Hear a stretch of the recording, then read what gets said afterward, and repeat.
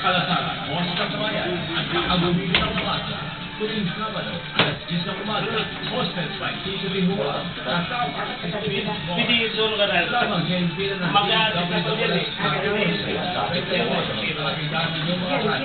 Kalasara, Boses ng Bayan, at Kakagumili ng Masa. Kasi pag may tumawag, kailangan yung mga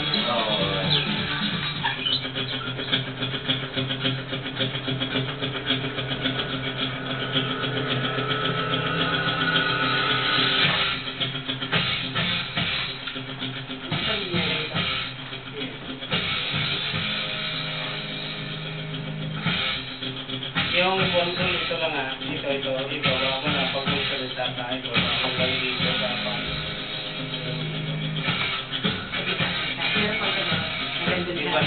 ibalik mo kung hindi ka rin sa salita, ibalik mo na lang. Parang yung grab. Ito lang yung gawin ko na. Sige.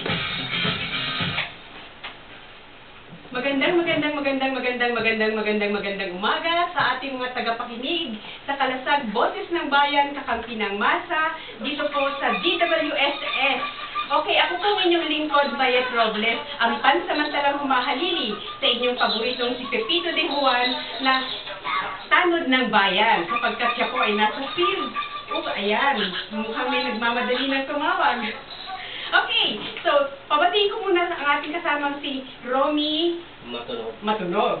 Magandang gabi, magandang umaga mga kababayan sa buong Pilipinas. Ako nga si Romeo Matunog ng Kalasag. Kami lang po ang dalawa dito ni Madam Robles, yung kasama namin si kasama Tito de Juan at si Vince Flores. Meron pong mga ginagawa pa sa kanila may seminar po si Tito de Juan sa Bulacan. At kami lang muna ngayon at magandang umaga po. Okay, para po sa ating mga tagapakinig dyan sa Deca Homes, magandang umaga sa inyo, kay Madam Claire de Juan, okay? Doon sa grupo po ng Balikatan, Balikatan People's Alliance, doon po nandun yung ating kasamang si Pepito de Juan, sapagkat meron po siyang mahalagang gagawin. Ang sisensya niya doon, kaya kailangan po ang nandun siya. Pero anyway, magre-report po ang ating kasamang si Pepito. Mamaya-maya, tatawag po siya sa atin kung ano ang kalagayan doon sa kanyang sitwasyon ngayon, sa kanyang kinalalagyan. And then, magre-report din po yung ating mga kasamang si Romy Dumalaon, tungkol doon sa Batangas. Nasa Batangas ngayon siya. Oo. Okay, so, kaya abangan niyo po yung kanyang report. Sapagkat si Joe Bernardo. Opo. Magre-report din siya. And then, kasamang Vince, mag-report ka din kung ano na ang sitwasyon mo dyan. Okay? So, ito po ang inyong lingkod, si Mayet Robles, na bilang isang mami at babaeng lagalag.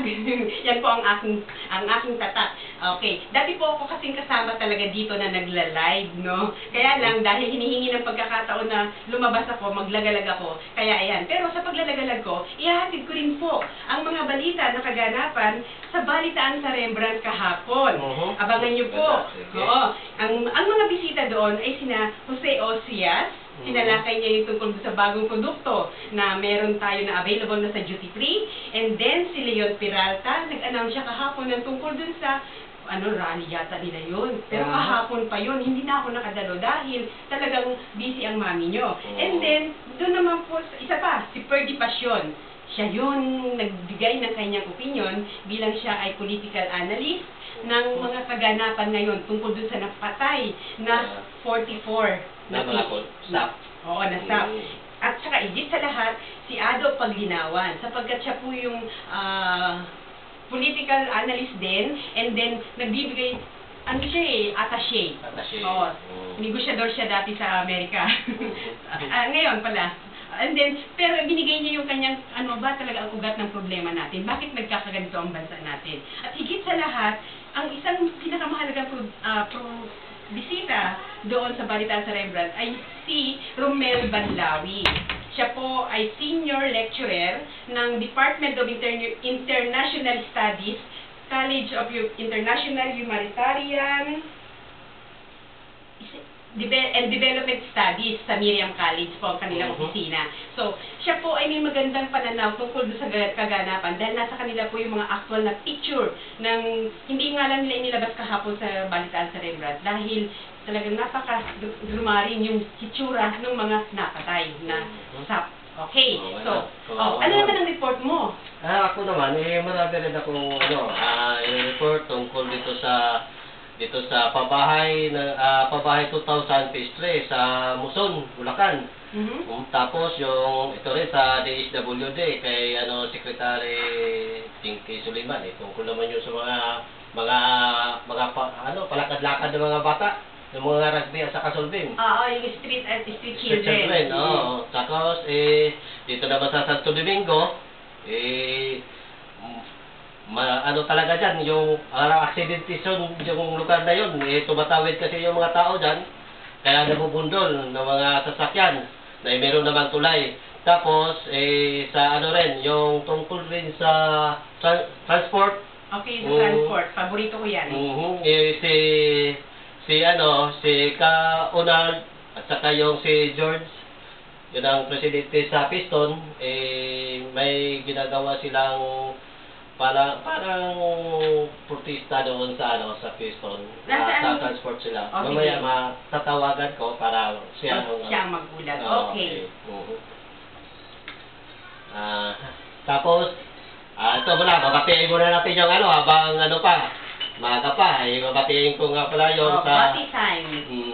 Babatiin natin yung taga Buson, pabahay 2000 phase 3 sa Bulacan. Sila si Yoli Sinampan, Ami Navero, Divine Basmayor, Edna Murillo at ang kanyang asawa na si Kuya Ewing. Ito yung pagbabati mula kay Annalisa Munit Harliga na taga-Muson rin na nagtitinda ng puto at kutsinta.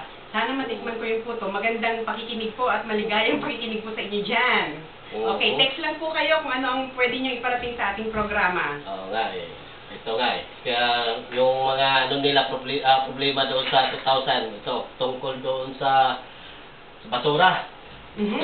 Kaya tungkol sa basura nila, inaprubahan daw to sa kapitan na doon daw ipasamantala na ilalagay sa malapit na tinitirahan nila doon sa phase 3 ng pabahay 2000. Kaso naman, ilang araw bago makuha, kaya nangangamoy.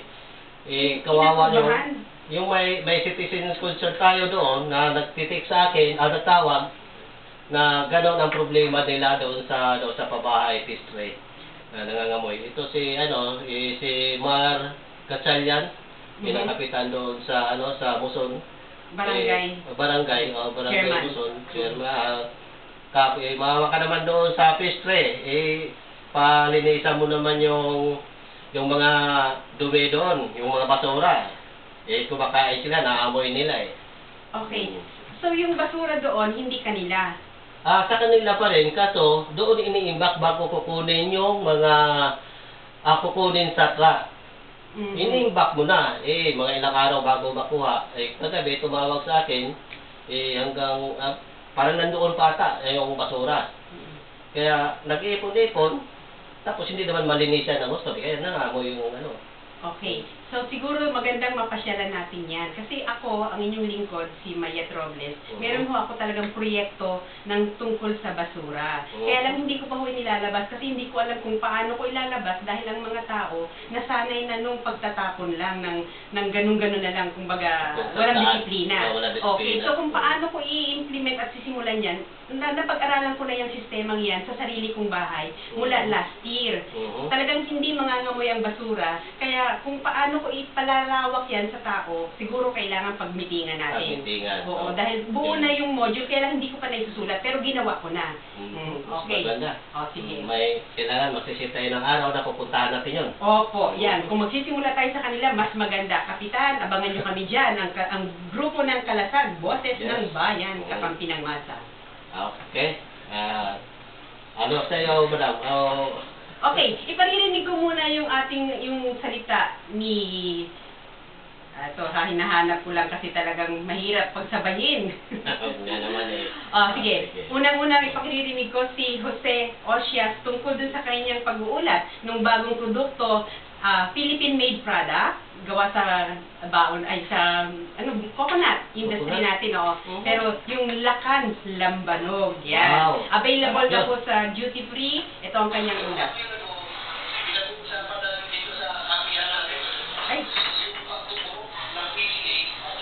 Ay, oo.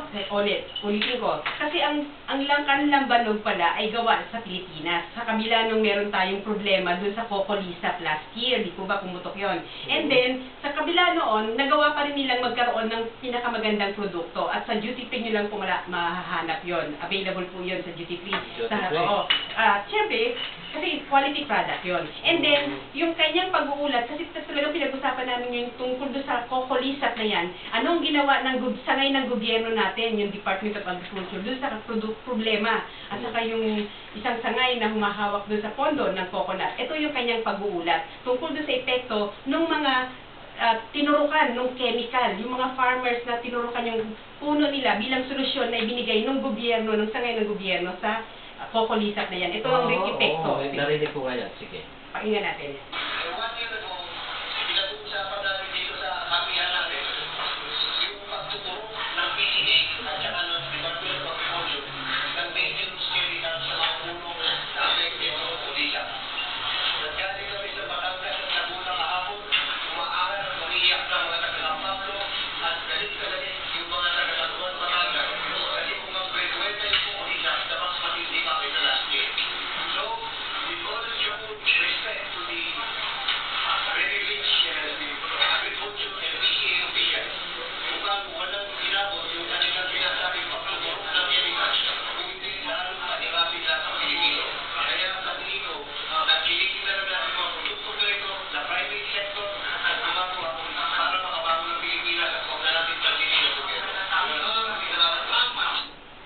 Anong masasabi mo, partner, doon sa wag na nating tangkilikin ang mga programa ng gobyerno at tayo na lang bilang tayo ay mga mamamayan ng Pilipinas? Tayo na lang gagawa. Oo. Kahit sa makantay pa tayo. Oo, kasi ang karamihan talaga sa mga gobyerno ngayon na namumuno sa ating gobyerno ay nandun na yung korupsyon, Oo. yung crab mentality. Oo. So, kanino ba nila naman na yan? Bakit hindi naman tayo lahat na natuto ng mga ganyan, no? Sa kanila naman eh. Oo. So, ibig sabihin, kapag ang motivation sa'yo, simula sa pagkabata, ay self-centered, yan, ha? Kung baga, puro pakabig, punta sa akin, sa akin, Sa akin, ganyan. oo. So, yun, ang katutunguhan niya, ng output niyan, ay yung pagiging corruption, pagiging corrupt. Kurakot. Oo, kurakot. Kaya ho, yung problema sa basura, isa yan sa parang, meron na tayong sarili nating solusyon. And then, yung ganyan sa Coco Lisap, actually meron akong isinuggest doon sa programa ko dati sa Kakampi Online. Eh, sinuggest ko na kalikasan pa din ang gamot sa Coco Lisap. Oo. Meron 3 klase ng dahon na hahanapin lang nila. Kung ano yun, isa doon yung kakawate, talbos ng kakawate, isa doon yung nakalimutan ko lang yung dalawa, hindi ako handa doon. Anyway, ibabalik ko yan sa mga susunod na natin na programa. Okay. So, ibig sabihin, kung kalikasan ang problema, kalikasan din ang solusyon. Alpha, omega, di ba? O, kaya, yun hong epekto naman nung ginawang solusyon ng Philippine Coconut Authority, PCA, yung sinasabi niya doon, PCA, eh talagang corruption, nandun yun. Kasi kikita sila doon sa mga chemical na isinulusyon nila doon sa problema natin sa bansa. Anyway, kung sakali lang na meron pa hong pagkakataon na magkaroon ng komunikasyon yung kalasag natin at ang mga farmers doon na namumroblema doon sa Coco Lisap na yan, ay kumonek lang po kayo. Kasi meron ho kaming solusyon na hindi na ho kayo kailangan gumastos pa ng malaking milyon-milyong halaga. Yan, dahil wala hong korupsyon. Yung tungkol sa pag-usapan natin sa problema sa Niyog, isa na rin ako dyan eh. Okay. Kasi meron ako doon sa probinsya sa Leyte. Yan, sige ha, ibibigay ko sa iyo, para sa iyo. Ibigay mo sa akin yung tape at susubukan ko doon para ako ang mag-sample. Yes. Magpapakasyon ako ditong April. Dadalhin ko yung mo. At magre-report ka dapat kung anong siyempre. epekto. Oo. Kaya ganun ang gawin ko. Okay, may tumawag na po dito ang ating kasamang si Vince Flores. Ay, teka. Hello? Oo. Oo. Vince. Teka. 559. Okay, si kasamang Romy Dumalaon ang mag-uulat sa atin ng tungkol sa kalagayan dun sa kanyang kinalalagyan. Oh, kasamang Romy. Go ahead. Go ahead. Teka, parang... Loud lang. Oh. Okay, sige.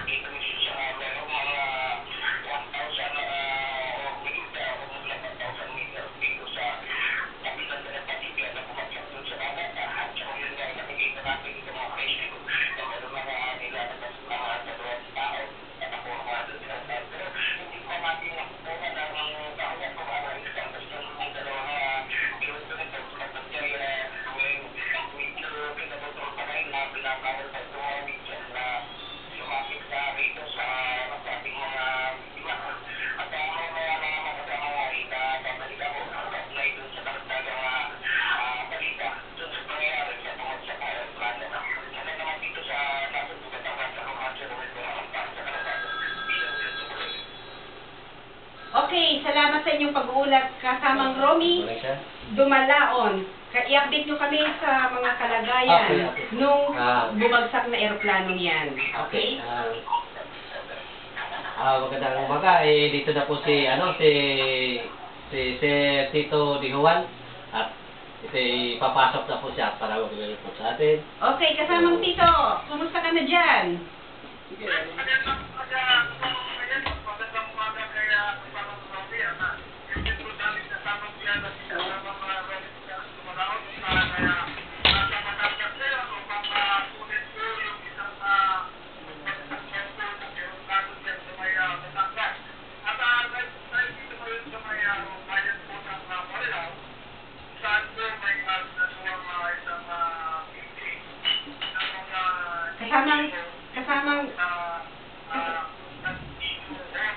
Kasamang Pipito. Oo.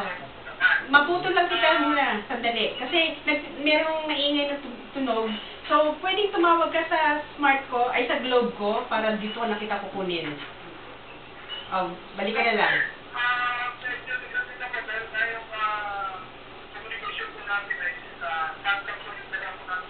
Okay. O sige. Pagtiisan nyo na lang po ang ingay na inyong naririnig. Okay, go ahead.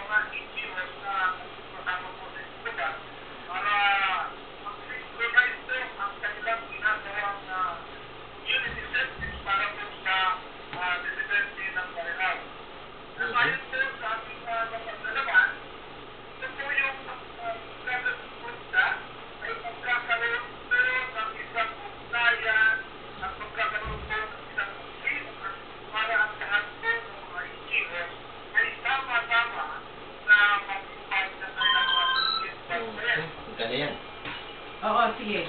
Go ahead, sige. Sige. Nakikinig kami. Mukhang nawala yung ating partner na si Pipito. Anyway, so yan. Napakaganda kung sakali lang na magkakaroon ng pagsasama-sama ang lahat ng NGOs. No? Dahil, ayan, nagbalik na po ang ating kasama si Pipito ni Juan. Hello, sir. Go ahead, Ituloy sir. niyo po.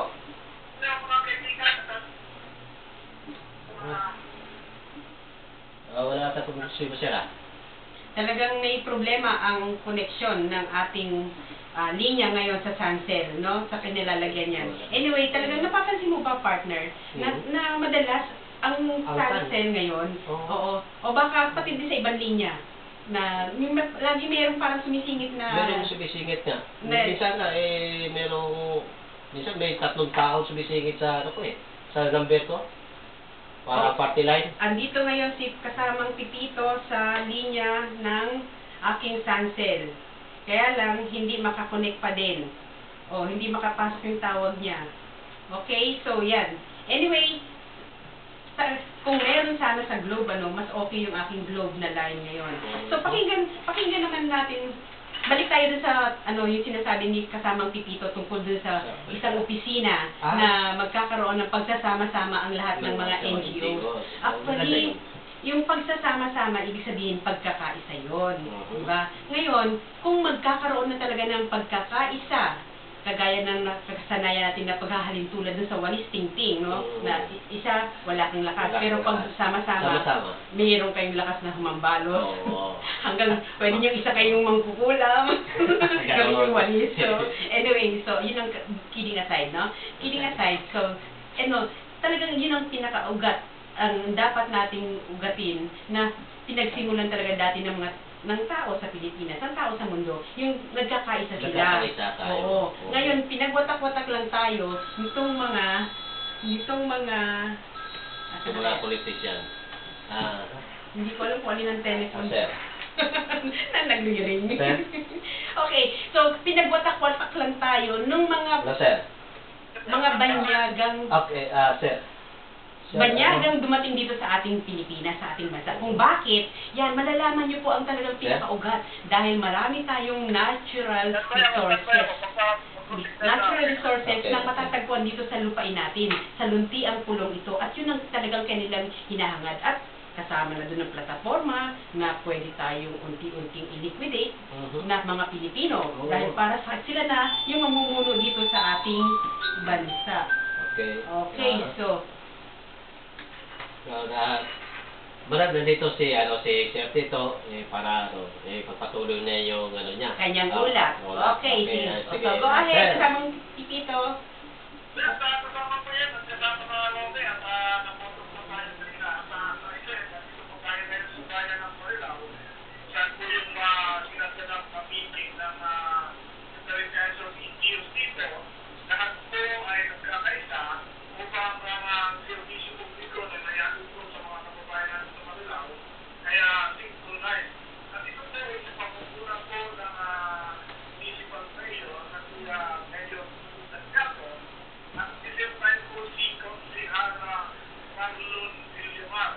Ito po ay sinaganap at sinasabi dito po sa may kusang pinuhol na may Marilao Bulacan.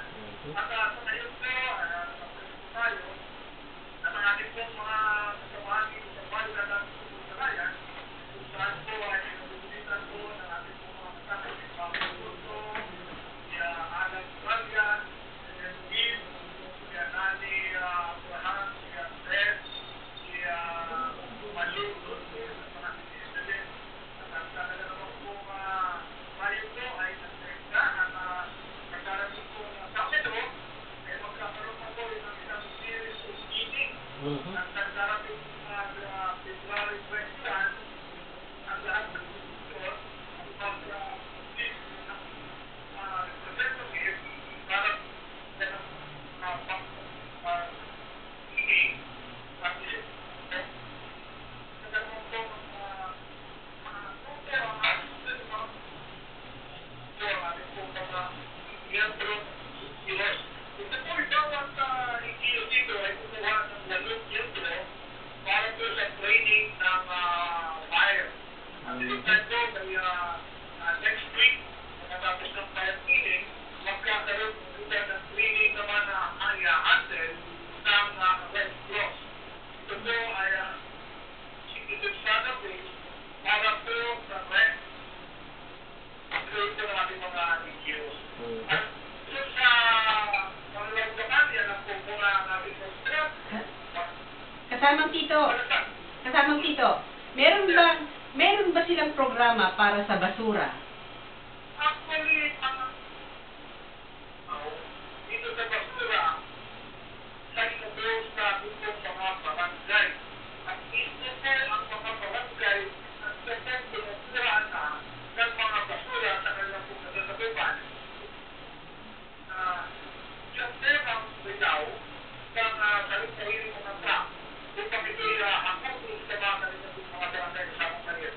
Ganoon. Oo, kasi dahil nga sa meron na akong programa kung paano tayo, no, na magkakaroon ng hindi na marami yung hahakutin na basura. Yun na yung segregation. Pero kung anong gagawin sa nabubulok at hindi nabubulok, yun ang ating dapat pagtuunan ng pansin ngayon. Siguro yan ang magandang pag-usapan nating proyekto, no? Kasi yun ang opening namin dito sa Kalasag Boses ng Bayan, itong episode na itong araw na ito ng tip. Ah,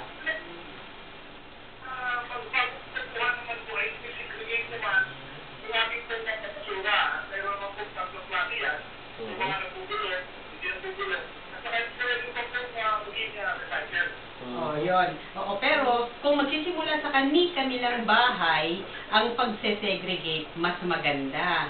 No? Oo.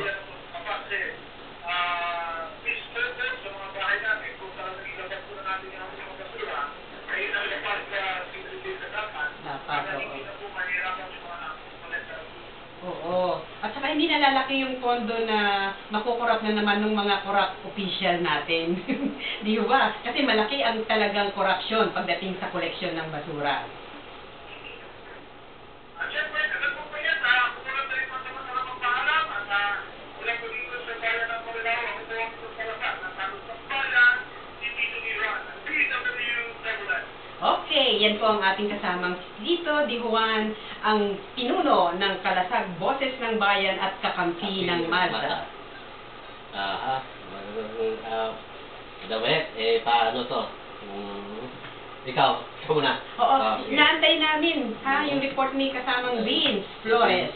Si Ben, saka si Joe.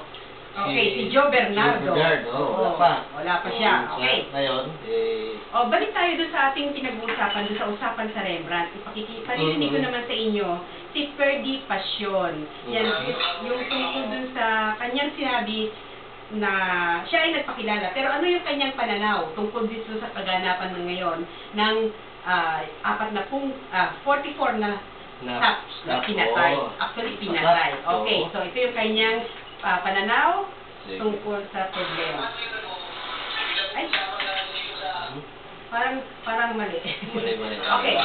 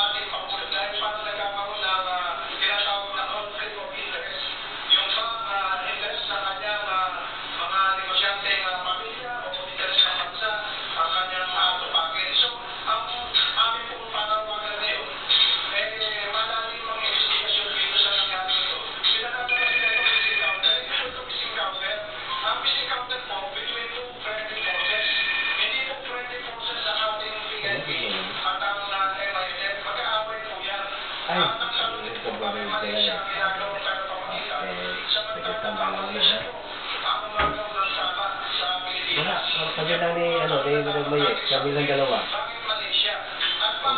Okay.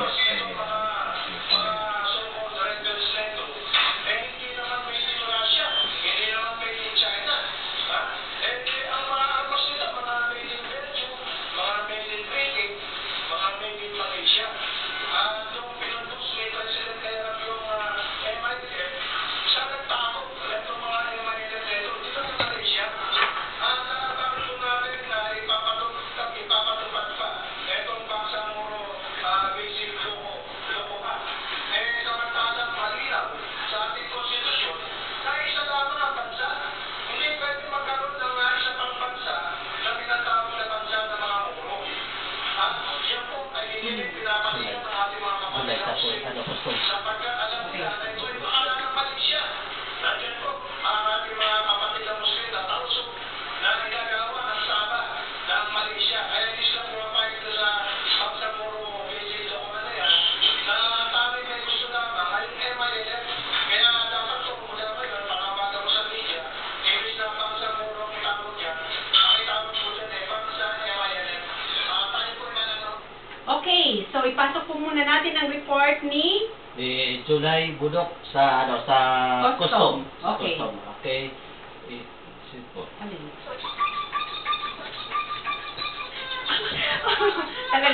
talagang bago po kami dito sa aming position ngayon, kaya hindi ko alam kung ano yung switch. Si July. Tama ba yan?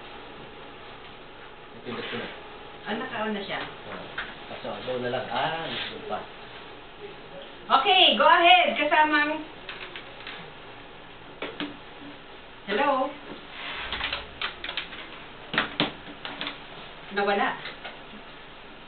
Nawala.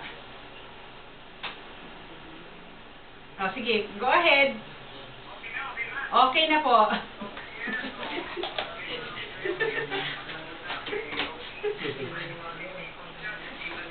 Opo, nasa Marilao siya.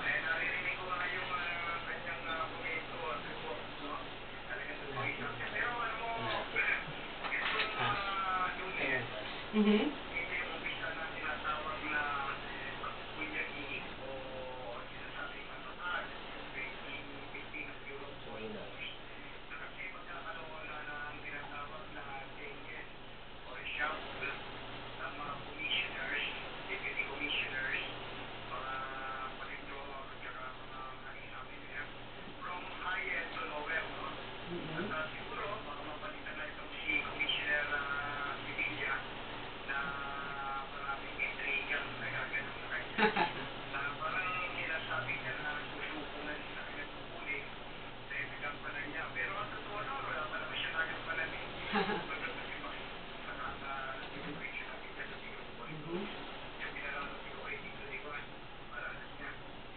Isang oras kayo.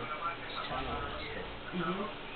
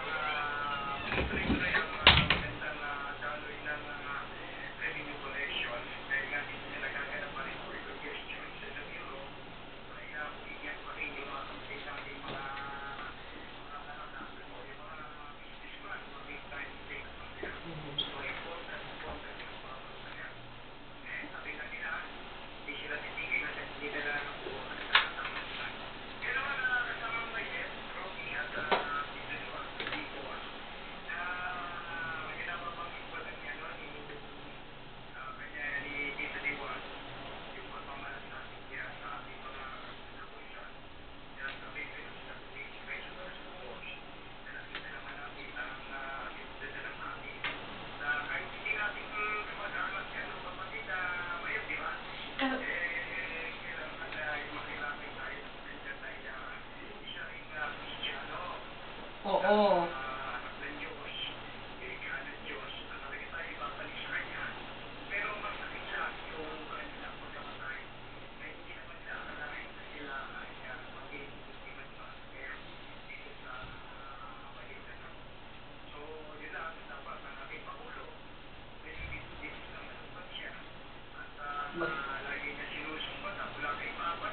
Mhm.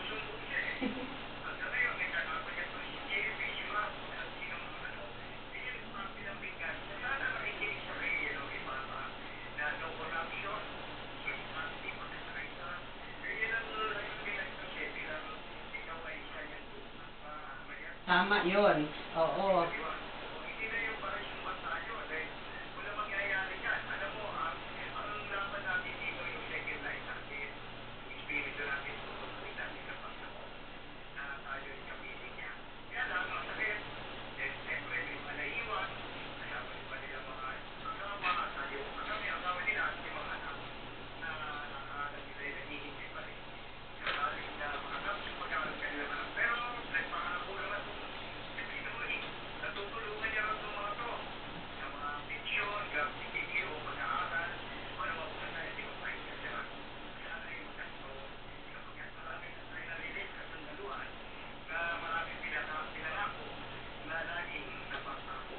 Tama yun.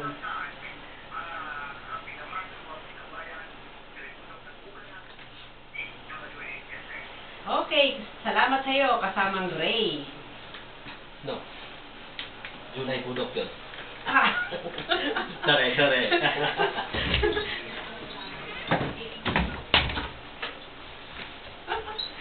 Okay mo? So, Nagkamali pa ng pangalan. Ang hirap. Okay. First timer po, kaya Okay. okay lang yan sa ating mga listeners. Okay, pagpatuloy natin yung ano natin, ay balik tayo sa usapan. Oo. Dito na naman tayo sa sa DSWD, kay Secretary Dinky Suliman. Okay, ano po ang Ang balita nyo? laki pala ng budget na binabayaran niya doon sa Batangas. O yung dinala sa Batangas. Umami na siya eh. 4.7 million. Oo. Kung itong pera na to kung ginagamit niya doon sa mga mahirap na pinapauwi doon sa mga lugar nila, dapat maayos na. Teka, saglit lang kasi tumatawag yung ano namin. Oo. Actually, nawala naman ba? may encounter ako dyan sa DSWD. Kasi nung October na month, Children's Month yun, ay nagkaroon ng ano sila sa balitaan sa Rembrandt. Pero nag-ano ako ng invitation na kung pwede, imbitahan nila kami dahil para magkaroon ng brainstorming kung paano masusolusyonan talaga yung problema natin. Kasi kami, sa aming samahan, ang pinupuntirya namin lagi yung ugat ng problema, hindi yung bunga ng problema. Oo. Dahil kung bunga lang ng bunga ang tatanggalin mo, oo nga, masarap yung bunga. Pero hindi mo masusolusyonan yung problema. Diba? Kaya, inuugat namin lagi ang pinagsimulan ng problema. At again, sa aming katuruan, meron niyang pinanggalingan na nagsimula sa panahon pa lang na habang ang bata ay dinadala sa sinapupunan. Malawak ang kahulugan noon. Doon. Pero ang mga babae ang may hawak talaga ng dilim. Kaya sa kanilang paglilihi, doon magsisimula kung paano, anong gusto nilang ugaling dalhin nung kanilang pinagbubuntis. O sa paraan ng kanilang paglilihi. Pero sa Mayo na natin pag-usapan yun. Or kung meron ho sa ating mga tagapakinig ng mga samahan na gustong malaman yung sikreto ng ano ang buhay sa dilim, yan po, yun ang ating pwedeng i-share sa inyo. Ako bilang si Mayet Robles. Bago sa paggawa, Ano iniisipin tumawag? na. Ano yung tumawag? Si Chief ito, kaso Nawala na naman ulit. Nawala na naman eh. Talagang mahina ang Oo. signal ng kanyang kinalalagyang lugar ngayon. Okay. Kaya nga eh. Oh. Okay, ano ba yung pag-usapan natin? Ituloy mo muna yung report mo. Kasi Okay. ako sa balitaan, mapapanood nila sa YouTube yan ang buong buo. Ito kasi, bumabalik na naman yung mga bata ngayon sa lantagan. Sumasampa na naman sa mga jeep. Kasi nakikita ko yan, pag bumabiyahe ako. Ngayon naman, ang mahirap ito sa mga bata, pag may mga dalang pagkain sa mga pasahero namin, hinahalbot. Pag hindi binibigay. Ganun ang ano. Tapos, may dala-dala pang plastic na may laman na solvent. Tapos, yung solvent? Solvent saka ano. Ano yun? Yung pantapal sa bubong? Ano yun? Yung bago? Yun na. Yung rugby. Rugby. Rugby saka solvent. Meron na naman. Mahirap kasi magbanggit ng brand eh. Oo. Pero yung basta yung pinandidikit sa sulo ng bubong, sa butas ng bubong, yun yung ngayon Baka substitute ano yun, yung Volcacel. Yun. Saglit lang kasi dito si Kasamang si Tito. Tito. Okay, sir. Sige sir, patuloy.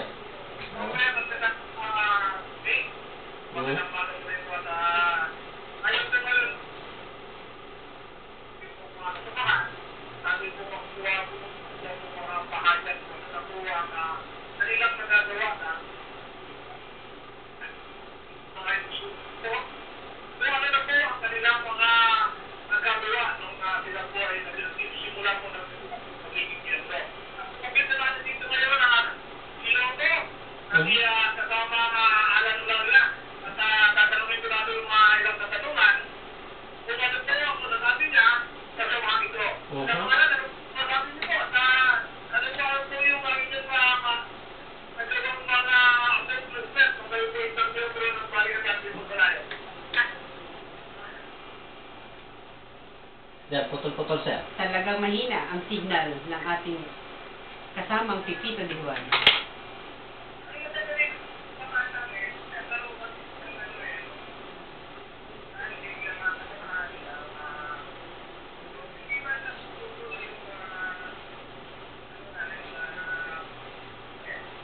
Samahan sir, samahan. Kumusta naman? Ang mga ngayon, medyo mahihain ang ating piloto. Siya po yung nagdala po sa atin. Dito po sa seminar. At marami po po tayo dito sa mga kasamahan. At lumapit ko lang kayo sa ating po mga tagapagay. Okay. Hello. Ang government, kasama na kalit ang ating pong kasamahan. Kung saan po pinatay na sentyo ngayon ng isang bulan. At kung naman po kasama ko yan, kasi ang government. Oh. Ang report na pumasok sa atin dahil ang ating po kasama video ay po. Talaga po ang programa Kalasal Project ng Bayan at Katapos ng Gasa ay nakikilama ito sa mga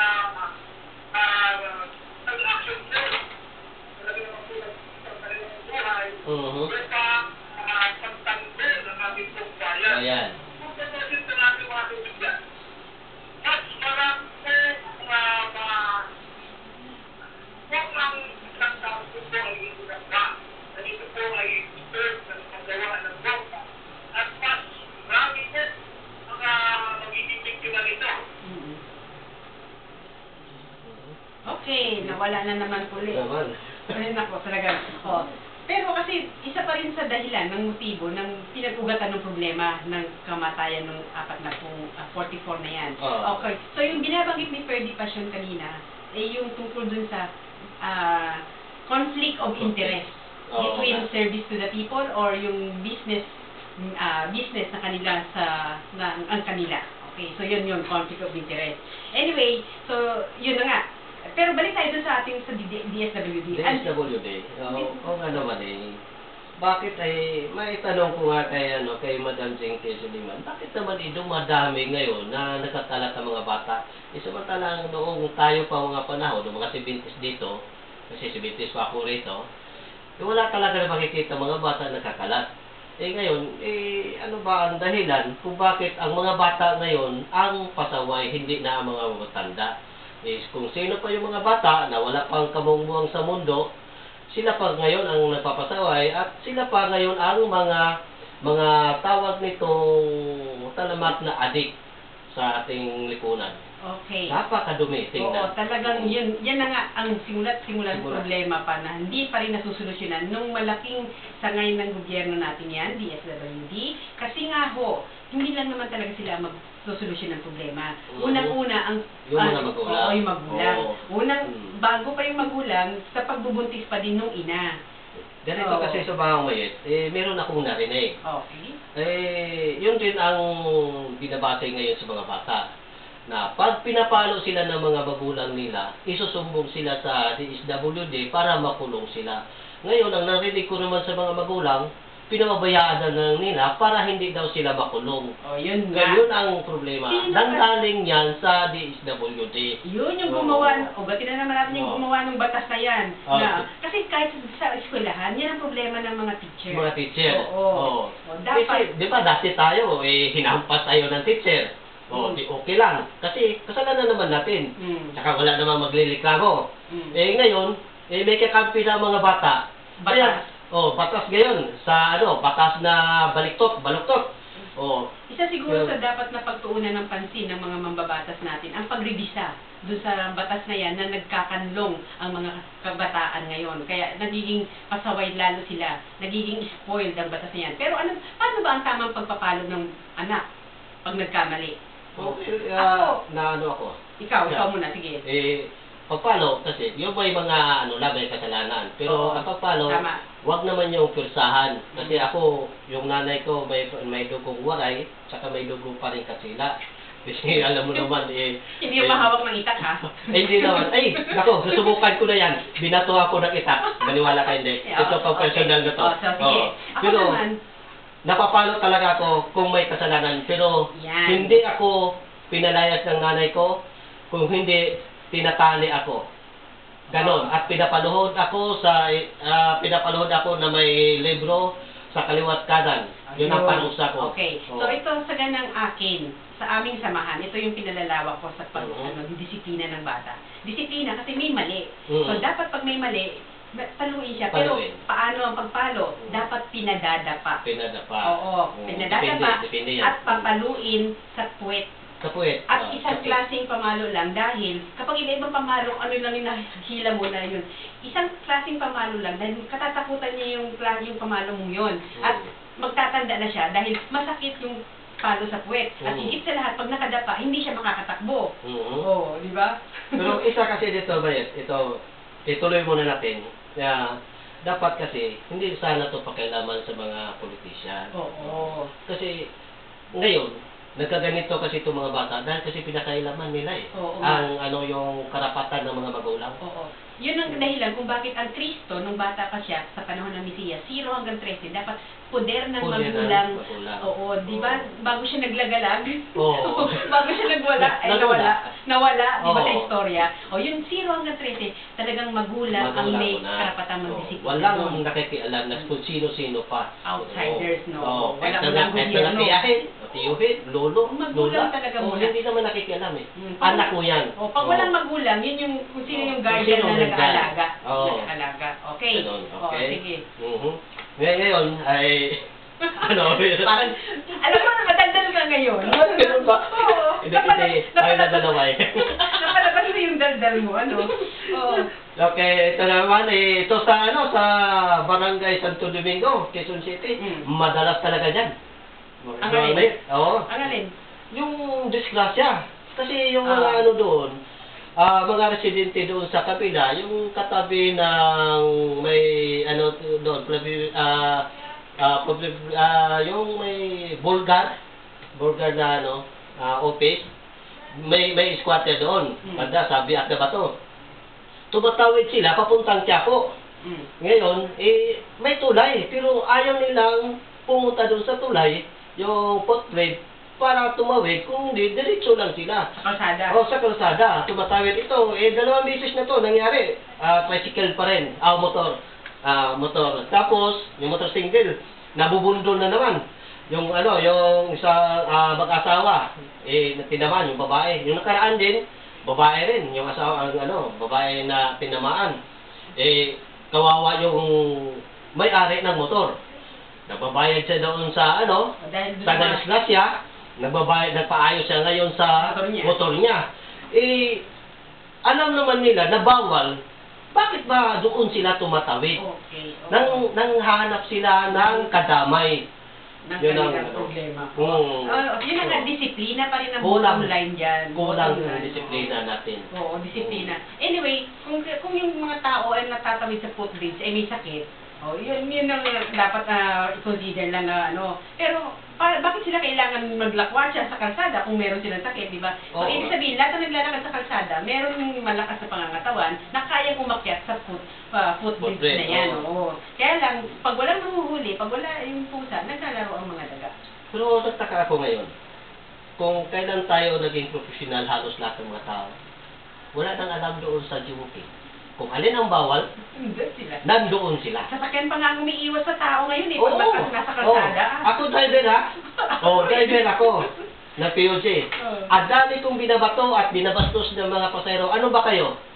Nandabay kayo? Yun ang sinasabi ko. Nandadamay kayo. Kung may problema kayo, huwag kami idamay. Again, babalik na naman tayo sa Okay. pamilya. Kasi nung sila ay bata pa, ayun, nandun talaga ang ugat ng problema natin sa ngayon. Isang malaking puno, ang ugat pa rin yung paano sila turuan sa kanilang pamilya. Oo. Anyway, sino sunod? Paano yun sa'yo? Ito ba? Ito. Sige. Ako sa transport na naman to Sige. Ito, kasi ito, pinapadala sa akin, sa kasamahan kong si Chis, kanji doon sa Percua, yun ang presidente doon sa sektor ng Fairview. Anong sa lupa?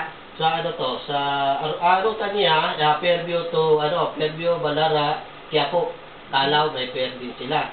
Ito kasi pinapadala niya sa akin kanina tong umaga. Ito good morning bro, Romy. Sana mapakarating itong problema natin sa pamumunuan ng Maynila, lalo na sa kay Vice Isko na pagalawang ama ng Maynila sa kanilang mga programa, propaganda sa tulad ng City Ordinance.